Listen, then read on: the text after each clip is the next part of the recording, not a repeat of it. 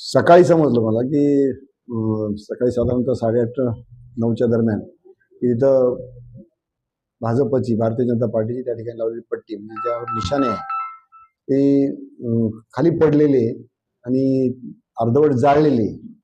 मी स्वतः व्हिजिट केली, पोलिसांना कळवल्यानंतर पोलीस ते त्या ठिकाणी गेले आणि मी स्वतः गेलो होतो, पाहिलं. त्यानंतर तिथून पोलीस स्टेशनला आलो. पोलीस स्टेशनला स्थानिक आमचे मंडल अध्यक्ष होते बरोबर, जय शर्मा आणि अरुण शेठ तिथले आमचे पक्ष कार्यालय सांभाळतात. त्यांनी रितसर अज्ञात इस्मान विरुद्ध, कारण त्यावेळेस काहीच माहीत नव्हतं, अजून माहीत नव्हतं कोणी जाळलेलं आहे, पण अज्ञात इस्मान विरुद्ध तक्रार दाखल केली साधारणतः दुपारी 12 वाजता आणि त्यानुसार पोलिसांची कारवाई चालू आहे.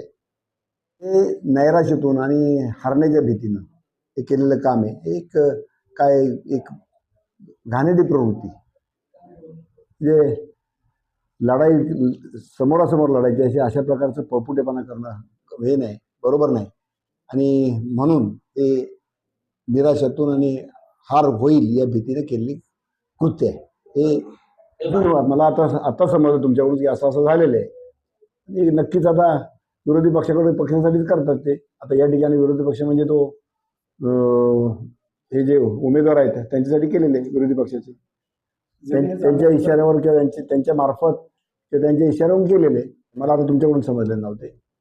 नक्कीच पोलीस त्याच्यावर कारवाई करतायत, योग्य ती कारवाई करावी जेणेकरून अशा प्रकारचं कृत्य इतर ठिकाणी शहरामध्ये कुठं होऊ नये आणि त्यामुळं लोकांच्या भावना दुखून वेगळा एक अनुचित प्रकार घडणार नाही यासाठी पोलीस खबरदारी घेतील याची मला खात्री आहे. हो, नक्कीच जशी मी पक्ष लेवलला कारवाई करणार आहे, कारण असं होणं बरोबर नाही.